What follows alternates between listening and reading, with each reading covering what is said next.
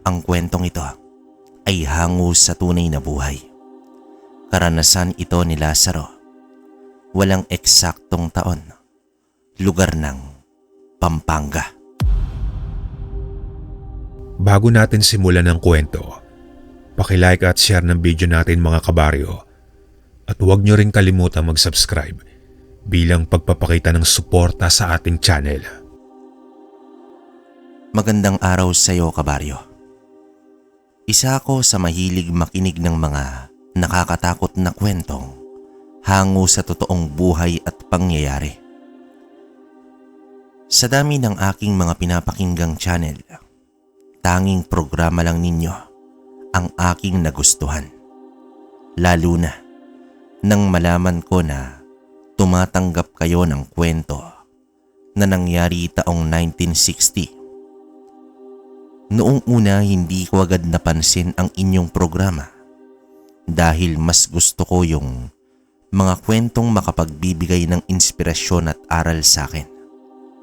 Pero dahil sa isa kong kaibigan na nakapagsulat na rin po ng kanyang istorya, hinikayat niya naman akong magsulat rin sa inyo. Bagay na ipinagpapasalamat ko naman. Dahil kung hindi dahil sa kanya, hindi ko matatagpuan ang maganda ninyong programa. Eme, sana po ay mapili nyo ang aking kwento. Tungkol po ito sa barang na hindi ko sinasadyang matuklasan. Ang mga mababanggit ko pong karahasan ay hindi angkop sa mga batang makikinig, kaya patnubay ng magulang ang kailangan. Itago mo na lang ako sa pangalang Lazaro, kabaryo. Anak ako ng isang mambabarang dito sa probinsya ng Pampanga. Hindi ko naman po totoong pangalan ang aking binanggit sapagkat gusto ko pa rin pong manatiling pribado ang aking pagkatao. Maging ng mga pangalang mababanggit ko ay pawang mga katang-isip po lamang. Dahil sa mga panahong ito, sila ay matagal nang pumanaw at ang kanilang mga naiwang pamilya ay may iniingatang dangal na dapat kong protektahan. Marami kasi ang taong mapangusga at puro karahasan ang nasa isipan. Nagsimula naman ang aking istorya taong 1963, kung saan ang edad ko ay 11 taong gulang pa lamang. 71 taong gulang na ako ngayon, kabaryo. Unang-una ay gusto ko kasi na kapulutan ng aral ang aking naging pagkakamali. Hindi po ako nakapag-aral. Ito ay dahil sa kakulangan naming panustos sa aming pangangailangang pinansyal. Basta't marunong lang bumasa at sumulat ay ayos na. Mahirap lang po kasi kami. Nag-iisa rin ang aming eskwelahan noon. Idagdag pa ang 4 na oras na lakarin bago makarating sa aming paaralan. Dahil sa pinagsawaan ko ang ganoong rotasyon, nagkasya na lamang po ko sa paglalaro ng aking nag-iisang robot na gawa sa palapa ng dahon ng saging. Kami po ay nakatira sa kagubatan sa gitna ng liblib na baryo ng Pampanga. Hindi ko naman alam kung ano ang trabaho ng aking ama, pero madalas ko siyang makitang may kausap na mga tao. May dalang pera, larawan at pati ang mga karayom ay ibinibigay nila sa aking ama. Lazaro, kapag may kausap akong mga tao, huwag na huwag kang lalapit, naiintindihan mo ba? Palibhasa wala kang pinag-aralan, kaya lumaki kang bastos. Wika dito ng aking ama na itago na lang natin sa pangalang Pablo. Bakit naman po, itay? Ngayon lang po kasi ako nakakita ng magagarang kasuotan. Lalo na po yung damit ng bata. Ang ganda po eh. Tugon ko naman sa kanya. Basta, sundin mo lang ang utos ko. Masyado kang nakikialam ng mga gamit ko. Hindi ko po alam kung bakit palagi kayong galit sa akin, tay. Kung naririto lang po sana si inay, hindi niya gugustuhin na palagi niyo kong saktan.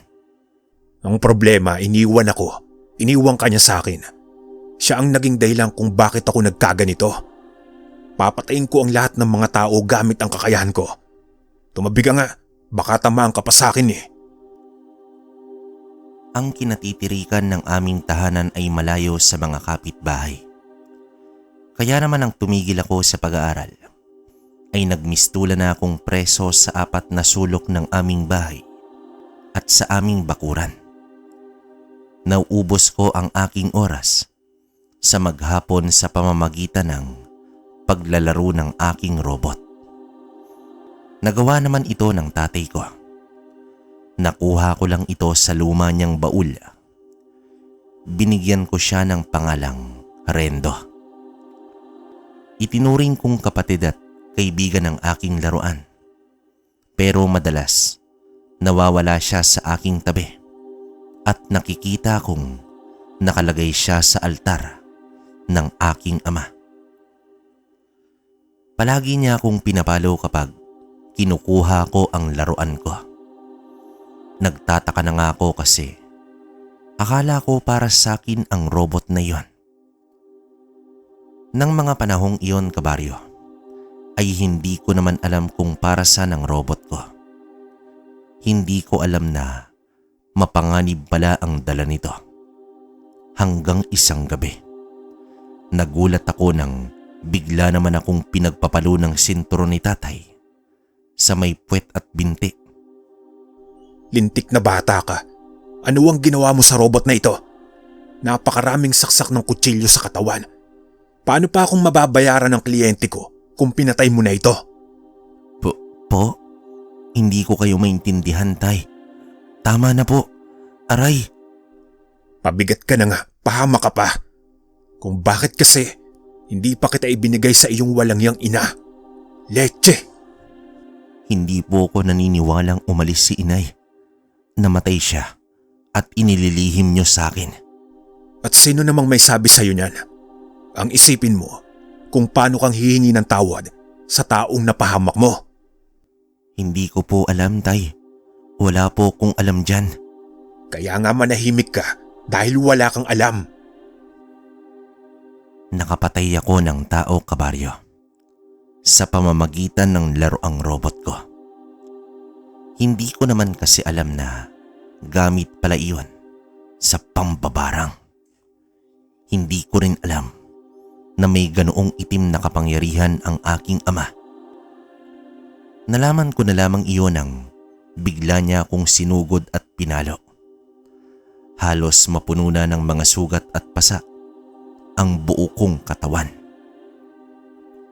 Hanggang isang umaga ay may biglang sumugod sa amin na isang galit na lalaki. May dalang itak at gustong patayin si tatay. Sinabi naman ng nagwawalang lalaki na bakit daw pinatay ni tatay ang ipinabarang nito. Ang gusto lang daw nito ay pahirapan. Inako ni tatay ang kasalanan na ako naman talaga ang may gawa.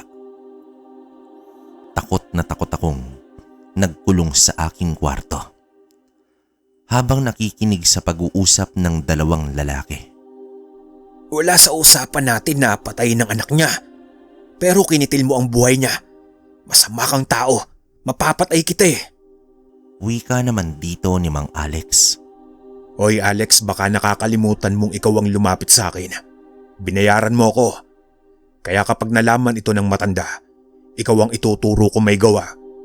Palagi kang nagpapanggap na walang alam. Pero isa ka rin mambabarang. Malalaman ko rin ang totoo. Madadamay ang dalawa mong anak. Sige, subukan mo Pablo. Lintik lang ang walang ganti. Pareho tayong gumawa. Hindi pwedeng ako lang ang magdudusa. Hindi naman malaman ni tatay kung ano ang isasagot dahil hindi naman niya sinabi na Ako ang tumapos sa buhay ng tao na yon. Bata pa ako. Hindi ko masyadong nauunawaan at natatandaan ang iba pa nilang pinag-usapan. Pero ang naririnig ko lang ay nagkaayos din silang dalawa. Magmula naman noon ay pinagsabihan ako ni tatay na wag na akong makikialam sa mga gamit niya. Ngunit totoo pala ang konsensya at karma na maski sa aking batang edad ay nagawa nito kong singilin sa isang kasalanang hindi ko naman sinasadya. Magmula kasi nang mangyari iyon, palagi na akong dinadalaw ng mga masasamang bangungot. Mukha ng mga naaagnas na bangkay. Palagi nila akong dinadalaw sa aking panaginip. Kaya naman takot na akong matulog. Madalas, pakiramdam ko ay gising ako subalit hindi ko maigalaw ang aking katawan. Para itong napaparalisa.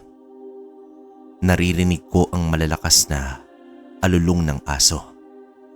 Mga mabibigat na yabag na papalapit sa akin. Pero hindi ako makaalis sa kinahihigaan ko. Nakikita ko ng malinaw ang mga anino sa dingding ng aking kwarto. Minsan ay bumibisita sa akin ang isang nilalang na nakasuot ng kulay itim at mahabang damit. Meron siyang dalang karet. Hindi ko alam kung paano ko makakaligtas sa mga ganoong panaginip. Basta magigising na lang ako na maaalala ang mga nangyayari. Habang habol ko naman, ang aking hininga ay natitiyak kong 3:00 iyon ng madaling araw. Madalas akong nagigising sa ganoong oras, kabaryo. Pati ang mga ipis na nagkukumpulan sa aking higaan ay madalas na nagpapakita sa akin. Natatakot akong sumigaw dahil baka bugbugin na naman ako ng aking ama. Akala ko noon ay yun na ang pinakamalalang mangyayari sa akin. Pero hindi pa pala. Dahil minsan habang kumakain kami ng hapunan ay nakitaan kong walang ulo si tatay. Ayon naman sa lola ko noon, isang masamang pangitain na ang ibig sabihin ay kamatayan. Hindi sa mismong tao na nakitaan kong walang ulo, kundi ang kamatayan ay sa mismong nakakita na walang ulo ang kaharap nito. At ako yon, kabaryo. Binalot ako ng kilabot at ang buo kong pagkatao. Gusto ko nang magsabi sa aking ama ng mga bagay na nararanasan ko, pero alam kong hindi niya naman ako paniniwalaan. Lalo pa at ngayon ay muli kong nakita ang pamahiin. Isang banta sa aking buhay. Siguro kung hindi maalam ang mga matatanda sa mga pangontra, ay malamang matagal na akong patay. Agad akong nagpalit ng kasuotan at ibinaon ang aking damit sa lupa para kontrahin ang signos na iyon. Sa ganoong paraan, kabaryo, ay maitataboy nito ang kamalasang nakatakdang mangyari sa akin. Hanggang isang gabi, umalis ang aking ama. May mga dala itong bag. Iniwan niya naman ako. Alam kong hindi na siya babalik.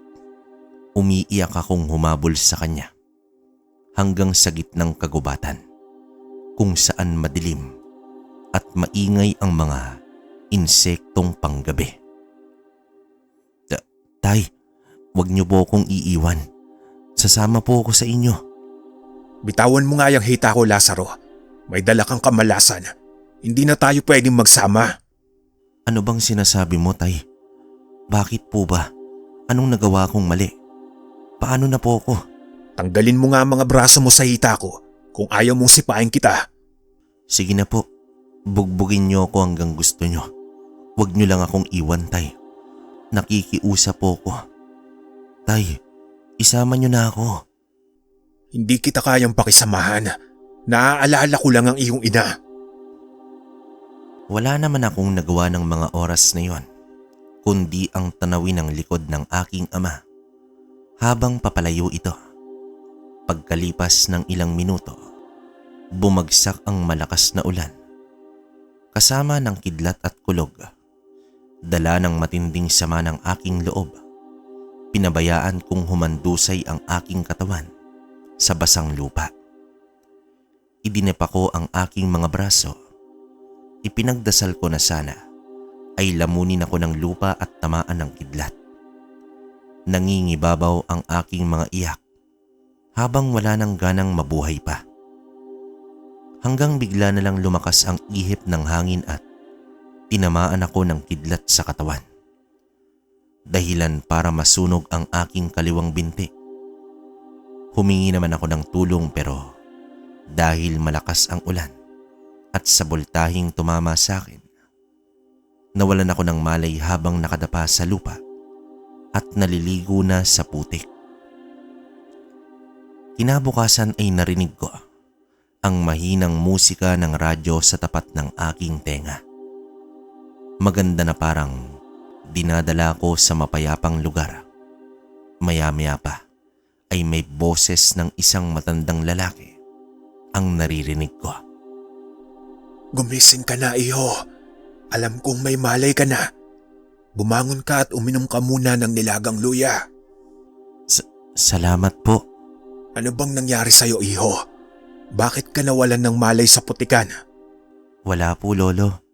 Iniwan na po ako ng aking ama. Sino? Ang malupit mo bang ama na mambabarang? Iniwang ka niya para pumatay ng tao para sa pera. May araw din siya. Hindi ko sila mapapatawad, Lolo. Napakasamang ama kung ipagpapalit ang anak para lang sa pera. Wala na po. Wala na po kung mapupuntahan, Lolo. Sumama ka sa akin. Tamang-tama at sa iyo nakakapit ang hiwaga ng pangil ng kidlat na nasa binti mo.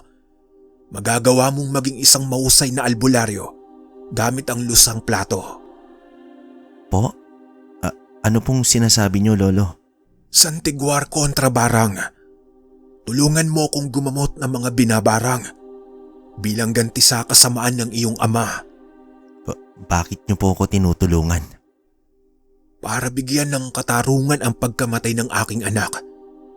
Pinatay siya sa barang ng iyong ama at ngayon naman ay binarang niya rin si Alex. Si Mang Alex po? Muntik ko nang maibuga sa mukha ni Lolo Mago ang iniinom kong salabat. Paano kung sasabihin na ako ang pumatay sa totoong anak nito? Pero inilihim ko ang bagay na yon at mas piniling gumanti sa aking ama. Sa pamamagitan ng pagkontra ko sa kanyang barang, gagamitin ko ang aking agimat, santigwar laban sa kanila. Nalaman kong si Lolo Mago ay isang mahusay na antingero. Si Mang Alex naman ay tumira sa bahay ng matanda para gamutin ko. Pero sinadya kong patagalin ang paghihirap niya dahil dito talaga nagsimula ang lahat.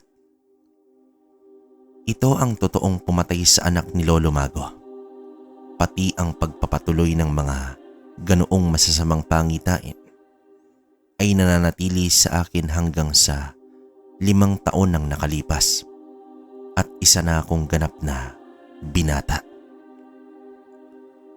Noon ay hindi ko naman naiintindihan, kabaryo, kung bakit ko nararanasan iyon, pero nang marunong na akong umunawa at nang mag-analisa ay naisip kong hindi lamang iyon bunga ng karma, kundi inihahanda pala ako ng mga masasamang espiritu para sa buhay na haharapin at yayakapin ko. bilang isang antingerong manunugis ng mambabarang. Ang masaklap lang, kalaban ko ang sarili kong ama. Ito yung panahong nauunawaan ko na ang tungkol sa itim na orasyon. Lingid sa kaalaman ng aking ama noon, palihim akong nagmamatyag sa kanilang mga ginagawa. Kaya ito rin halos ang ginamit ko para kontrahin ang barang. Tulungan mo ako, Lazaro. Matagal na panahon mo na akong ginagamot pero walang nagbabago. Alam naman natin na ikaw ang totoong nagpapatay sa anak ni Lolo Mago.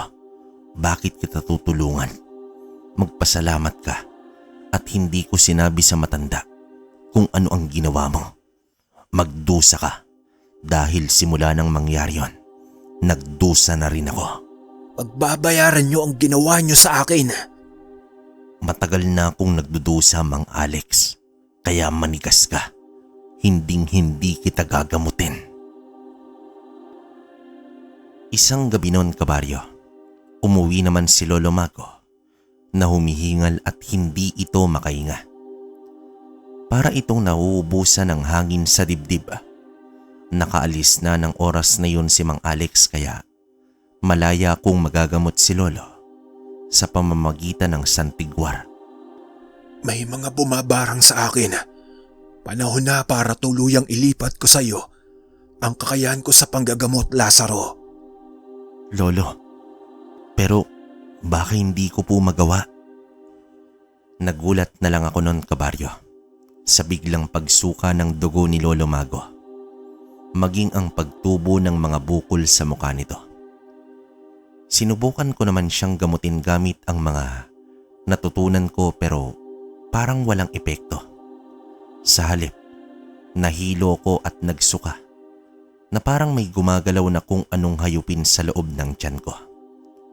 Hanggang pagsapit sa pagtulog ko ay muli naman akong nakaranas ng kakaibang pakiramdam.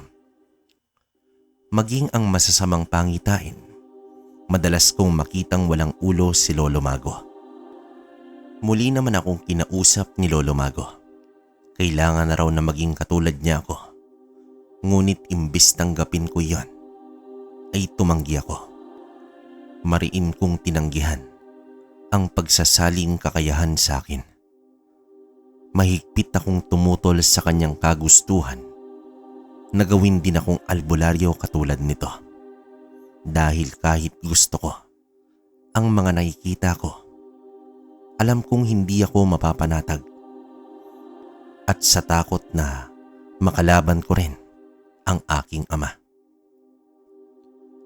Hanggat maaari ay isinumpa ko sa aking sariling hinding-hindi ko gagayahin ang kanyang ginagawa. Dahil hindi ko pa lubusang natatanggap ang aking kakayahan. Pero naawa naman ako sa matanda sa lahat ng mga paghihirap niya. At iyon ang dahilan kung bakit ako lumayas sa poder ni Lolo Mago. Hindi ko kayang matagalan makita ang nakakadiri niyang itsura. Lalo nang palagi ko siyang nakikitang walang ulo. Napunta naman ako sa liblib na baryo na bagamat walang nakakakilala sa akin, ay malaya naman akong mamumuhay ng mag-isa. Sa paglayo kong iyon, kabaryo, sa amin ay tila nakakita naman ako ng bagong mundo. Maraming tao akong nakakasalamuha. Hindi tulad sa bahay ni Lolo Mago na tanging ito lang ang nakikita ko. Hindi ko naman makakalimutan ang tulong na ginawa niya sa akin. Nagkaroon na rin ako ng mga kaibigan. Ang mga naging kaibigan ko ay sina Ruel at Gary. Nakilala ko sila sa pinasukan kong isang maliit na karinderya. Anak sila ng may-ari nito. Mababait naman sila at parehas na pinagkalooban ng magagandang muka. Hindi tulad ko na hindi pansinin kapag naihalo na sa karamihan ng tao. Pangkaraniwan lang kasi ang anyo ko tapos maitim pa ang aking balat. Sa kabila ng kabaitan nila sa akin ay Inilihim ko sa kanila ang tunay kong pagkatao. Hindi ko naman sinabi sa kanila na anak ako ng mambabarang dahil ayaw ko na lumayo at matakot sila sa akin. Hanggang isang araw ay nagkaroon naman ako ng bisita, si Mang Alex at ang aking ama. Sinundan naman nila ako para humingi ng tulong. Nagulat ako sa naaagnas na mukha ng aking ama. Nakaluhod itong humihingi ng tawad para na rin gamitin ang aking kapangyarihan para mapagaling sila. Wala akong ibibigay na tulong sa iyo. Masama kang tao. Isa kang mambabarang. Nakikiusap ako, Lazaro. Hirap na ako. Patawarin mo ako sa nagawa ko.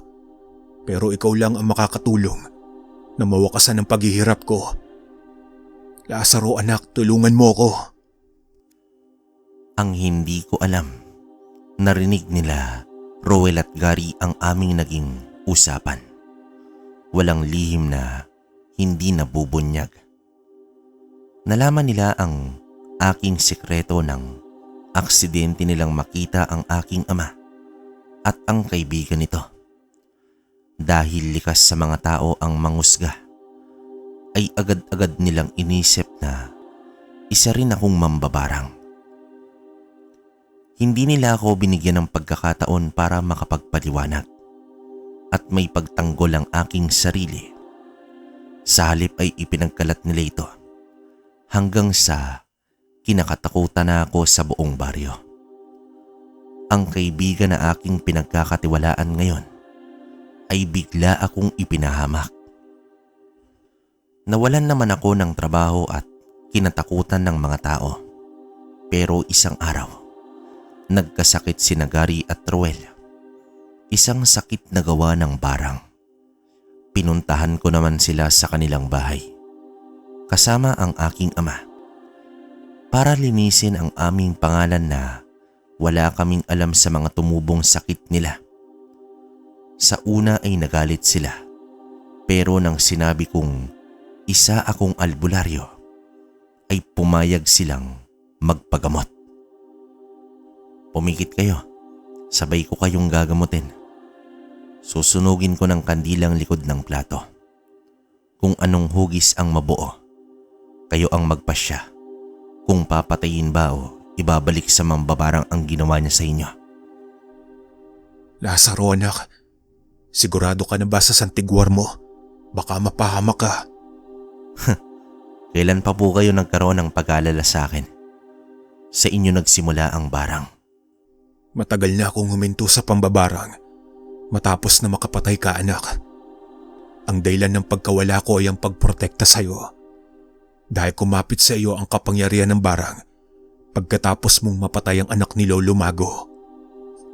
Kaya ba nagkasakit ang mga kaibigan ko?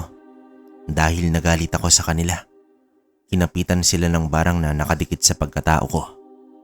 Pagkatapos ko kontrahin ko ang sarili kong barang sa pamamagitan ng santigwar. Bigla namang dumating si Mang Alex. Galit na galit ito. Huli ko nang nalaman na mga anak ni Mang Alex sina Roel at Gary. Muntik niya naman akong mapatay. Mabuti na lang at biglang lumiwanag ang pangil ng kidlat na nakabaon sa binti ko. Indikasyong naglalaban ang barang at ang agimat ko. Suberendo, ignum, magum berum. Lazaro anak, nawala ang bukol sa mukha ng mga kaibigan mo. Pati ang mga sugat ko sa mukha. Ala, pati ang sugat ko sa mukha. Gumana ang santigwar mo, Lazaro. Maraming salamat. Wala na ang barang sa katawan ko. Tinalo ng aking kapangyarihan ang matagal ng barang kina Mang Alex at sa aking ama. Nakalaya rin ang mga kaibigan ko. Pero lumitaw sa likod ng plato ang mukha ni Lolo Mago. Nalaman kong isa palang mambabarang ang matanda. Dahil sa nangyaring iyon, ay nagpasya naman akong umuwi na lamang sa aming bahay. kasama ang aking ama habang si Mang Alex ay nagpakalayo-layo sa takot na bumalik ang barang. Ang mabuti pa anak, ipasa ko na sa iyo ang aking gabay para matalo mo si Lolo Mago. Hindi ko maintindihan, tay. Alam niyong kayong may kasalanan na akong pumatay sa anak niya. Pero bakit tayo pang kailangan gumanti? Hindi po ba tama siyang magparusa sa atin? Bago ako naging isang mambabarang, pinatay muna ang iyong ina ni Lolo Mago. Hindi totoong iniwan niya tayo. Tawarin mo ko kung inilihim ko sa iyo ang lahat, anak. Hindi lahat ng mga namatay sa barang ay ako ang may gawa, kundi si Lolo Mago. Talaga palang sagad sa kasamaan ng matandang yon. Bagamat ayaw ko nung una, ay napilitan na rin akong gawin ang mga bagay na masama. Sa pagtitiyaga ng tatay ko, sa pagtuturo ay unti-unti naman akong natuto ng mga orasyon. Ipinakilala na rin sa akin itong librong itim na sinasabi niyang gabay, kung saan mababasa ang ilang mahuhusay na paraan ng pambabarang. Talagang pinaghandaan kong mabuti ang paghaharap namin ni Lolo Mago. Nagpatuloy ang aming buhay na alos, ganoon ang araw-araw naming ginagawa. Hanggang sa isang araw ay nagbago ang lahat. Nagsimula ang pinakamasaklap na buhay namin bilang isang mambabarang. Isang umaga ay bigla na lamang nanghina ang aking ama. Kaya naman hindi ko na ituloy ang pagsugod sa bahay ng matanda. Hindi ito makabangon. Iniinda nito ang sakit sa kanyang tagiliran na may malaking butas na parang may nakatirang insekto. Walang tigil ang paglabas ng napakabahong amoy. Akala ko nga nung una ay pangkaraniwang sakit lang yon. Ngunit nang magsimulang lumabas ang mga insekto sa kanyang bibig, doon ko lang napagtantong mayroong bumabarang sa aking ama. Kung kailan naman handa na ako. Masyado kong natataranta nang bigla itong sumuka ng kulay itim na dugo. May mga kasamang maliliit na insekto. Wala naman akong magawa kundi panoorin ang paghihirap niya dahil malakas ang kapangyarihan ni Lolo Mago. Mababakas ang labis na takot sa mukha ng aking ama noon. Palibasa ay wala na ang gabay nito. Ako ang matyagang pumapatay sa mga insektong lumalabas sa bibig ng aking ama. Ngunit habang ginagawa ko ang pagriritual kontra barang ay mas lalong nadaragdagan ng sakit na nararamdaman ni tatay. Nahirapan na rin siyang magsalita. Habang lumilipas ang oras, lumalala na ng lumalala ang kanyang kalagayan. Panay pa rin ang suka niya ng malapot na laway. Labis na akong nag-alala at natuliro dahil sa aking mga nakikita. Tay, kailangan ko nang tapusin ang paghihirap ninyo. Hindi na kailangan, Lazaro. Ako na mismo ang lumapit sa iyo. Alam ko na rin ang buong katotohanan na ikaw ang pumatay sa aking anak. Pinatay mo ang aking ina, kaya naman nararapat lang yun sa'yo. Tapos ngayon ang ama ko naman, hindi ka magtatagumpay. Lalabanan kita, matanda ka. Papunta na rito ang taong bayan. Kayo ang itinuro kong may gawa sa mga sakit nila. Dala ng pag-aalala ay mas pinili ko namang labanan ng matanda.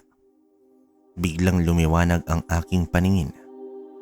Natakot si Lolo Mago sa biglang pag-ilaw ng buong katawan ko. Parang kuryente na hindi ko alam na may ganoong kalakas sa kong kapangyarihan. Sinubukan akong atakihin ng matanda gamit ang nakasukbit nitong itak.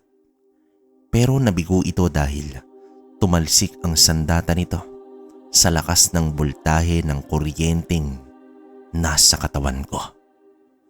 Kumbursa, Purgos, Imbenso, Mogum-mogum. Sumuka ng malapot na laway si Lolo Magno habang pinipigilan niya ang pagbigkas ng mga orasyon ko. At laking gulat ko nang mula sa aming harapan, umikot ang ulo ni Lolo Mago kasabay ng pagbagsak nito sa lupa dahil nakuryente sa lakas ng aking kapangyarihan. Bigla kong narinig ang malalakas na sigawan ng mga tao sa labas ng aming bahay. Sinugod ng taong bayan. Nalaman nila ang tungkol sa pangbabarang ng aking ama noon. Gawa ni Lolo Mago na nagpakalat ng maling kwento. Tumakbo naman kaming magkasama habang hirap ako sa aking binti. Hindi naman ako iniwan ng aking ama. Nagtago kami ni tatay sa likod ng puno. Mula sa pinagkukublian naming mga puno ng mangga, natanaw ko naman ang malupit na sinapit ng aming bahay. Sinunog nila ang aking kubo kasama ang katawan ni Lolo Mago. Sinunog din ng mga tao ang aking mga kagamitan. Ito ang kapalit sa pagiging isang mambabarang. Tatawarin mo ako, anak. Isang palatandaan lang po, itay, na kailangan na nating umalis. Labis naman kaming nalungkot at napapaiyak habang nakatingin sa aming tirahan. Walang nakakaalam na nakaligtas kami sa galit ng taong bayan. Ang alam nila ay kami ang namatay sa loob sa tulong na patay na katawan ni Lolo Mago. Namuhay naman kami malayo sa aming baryo. Itinuloy ko ang palihim na pagtulong sa taong bayan. Itinigil ko ang pambabarang at niyakap ang pagiging isang albularyo. Una kong pasyente ang aking ama na hindi pa tuluyang gumagaling sa kanyang sakit. Agad ko namang isinagawa ang ritual kinagabihan. Malalang parusa ang aking ipinataw sa sino mang gagawa ng masama sa aking ama.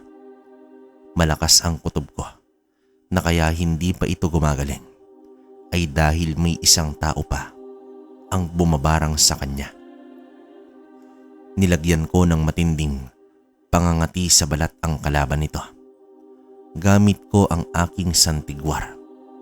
Ibinalik ko ang sakit hanggang sa hindi ko namalayan na napasobra na naman ang ginawa kong parusa. Dahil doon, isang araw ay nabalitaan kong namatay si Mang Alex. Nalaman kong ito ang huling bumarang sa aking ama. Sumunod na araw ay bigla na lang akong sinugod nila Ruel at Gary. Wala raw akong kasing sama, pero ginawa ko iyon para kay tatay. Kitang-kita ko ang panlalaki ng mga mata nito. Galit na galit sila sa akin. Halos bumula ang bibig nito sa pagmumura at pagsasalita sa akin ng mga hindi makaing salita. Ngunit ganon pa man, ay nanatili akong kalmado. Ipinaalala ko sa kanila na ginawa ko lang ang alam kong tama para matigil na ang kanilang ama sa paggamit ng barang. Napapagod na ako, tay. Gusto ko na pong tigilan ang pagiging albularyo. Magaling naman na po kayo. Umalis na tayo dito. Isa-isa nang bumabalik ang karma, anak. Matinding banta sa buhay natin ang galit ng magkapatid. Baka ikaw naman ang saktan nila. Magmula ng araw na iyon, ay di nawala sa isip ko ang mga sinasabi ni tatay. Lalo pa at nararamdaman ko ang pananakit ng aking binti na dating tinamaan ng kidlat. Lumalabas din ang mga uod sa sugat ko. Kahit hindi sabihin, alam kong sina Ruel at Gary ang may gawa nito sa akin. Gumanti ako ng barang. Muli kong niyakap ang pagiging mambabarang. Ginawa ko naman ang sinabi ng aking ama. Binarang ko ang magkapatid na dati kong mga kaibigan. Nilumpo ko ang kanilang mga paa. Meron akong nakitang itim na libro sa mga nadala kong gamit. Sinubukan kong magsagawa ng ritual. Pagkatapos nito ay ipinangako kong titigil na ako. Ang dalawang magkapatid ang una kong naging biktima sa una kong pambabarang. Lumipas ang ilang araw. Hindi na bumalik sina Ruel at Gary.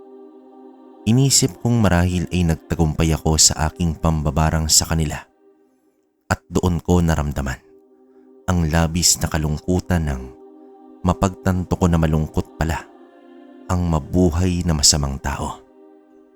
Dahil sa kahungkagan ay noon ko lamang naisip na buksan ang maliit na kahon na nadala ko rin ang kami ay tumakas noon ni tatay.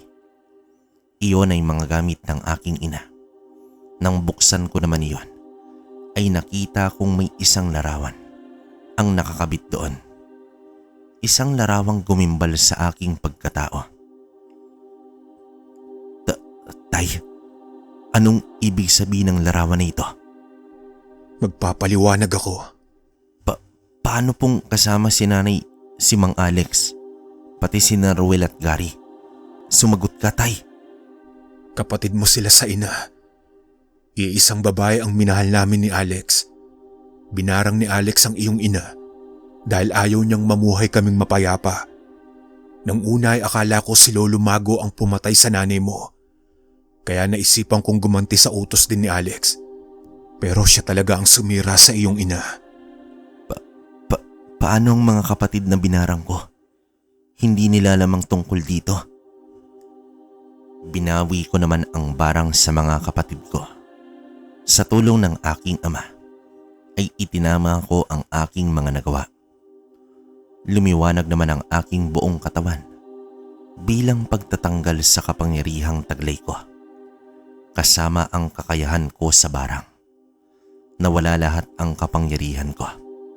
Ang lahat ng ginawa kong pambabarang ay bumalik sa akin. Muli namang nagpakita sa akin sina Gary at Ruel. Tinanggap nila akong kapatid dahil ipinaliwanag ng aking ama na pareho lamang kaming biktima ng sakim na pagmamahal ni Mang Alex. Lumapit sa akin si Ruel. Ito pala ang may alam para mapagaling ako sa aking karamdaman. Nang makita niya akong nahihirapan at di na masyadong makakilos, nakita ko na tila naawa ito. May inilabas naman si Ruel sa bag nito. Ang robot na madalas kong paglaruan noon na pinangalanan kong Rendon ay nasa kanya pala. Luray-luray ang bagay na yon at sobrang madumi.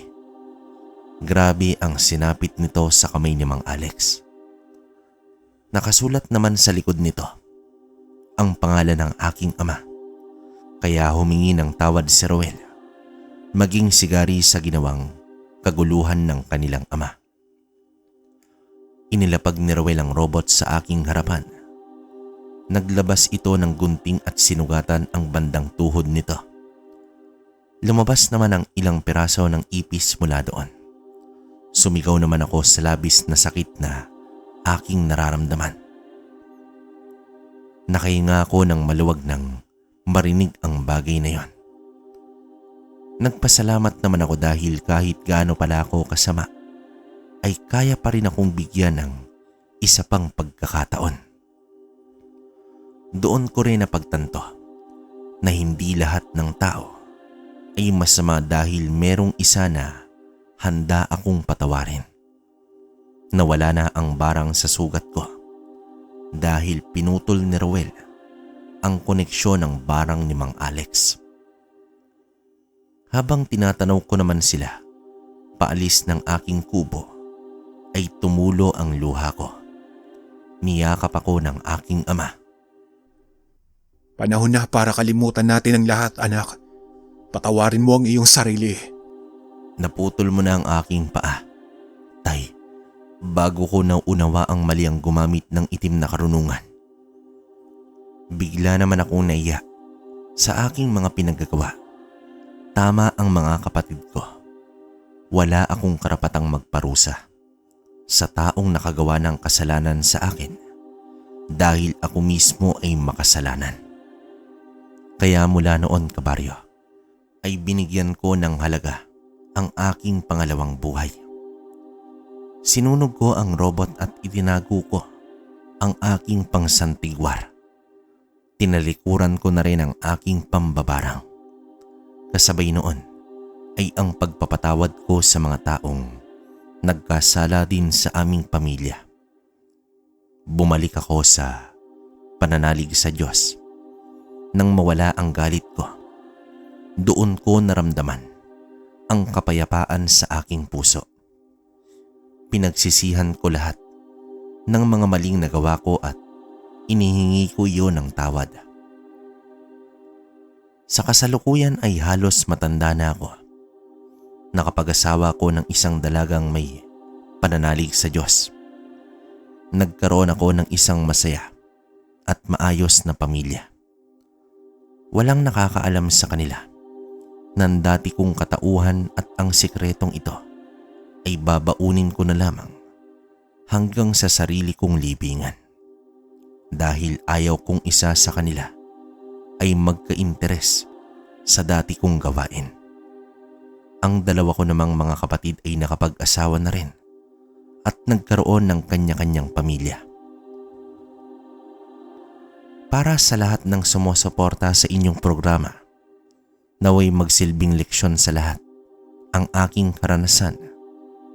Kaysa magpalamon tayo sa galit at paghihiganti, ay kumapit tayong lalo sa pananampalataya dahil doon lamang tayo tunay na maililigtas.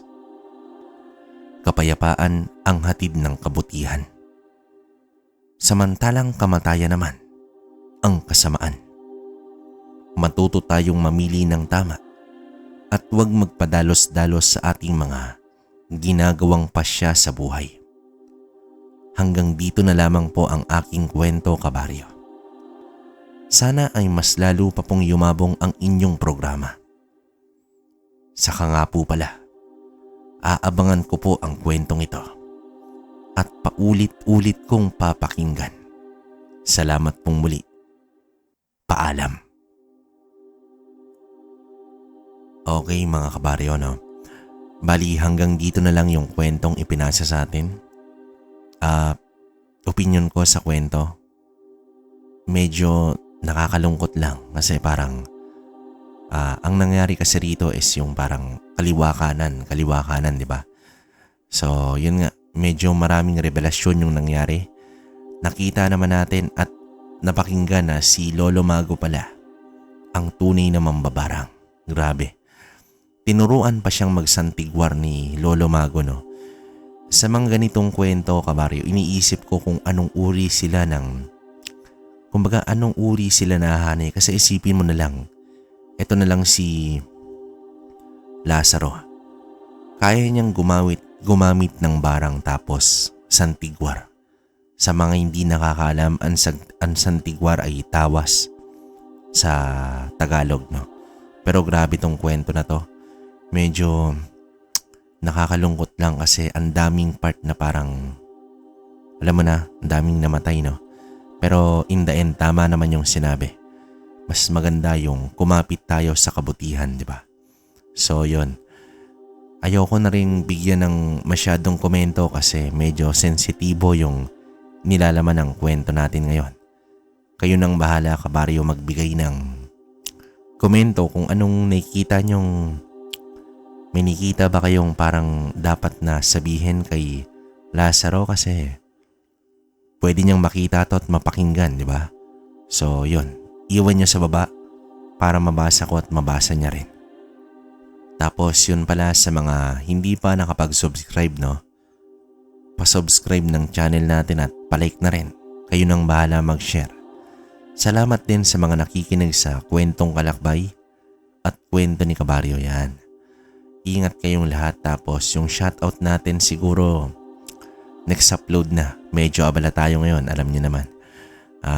Hindi pa rin ganun kaayos yung boses natin. Ang nangyayari kasi ubo, tas parang mawawala, tas babalik. Kaya Medyo malat-malat tayo, kabaryo. Pero at least nagagawa natin ang paraan, di ba? So paano? Hanggang dito na lang muna. Hanggang sa susunod na kwento. Maraming salamat sa inyo.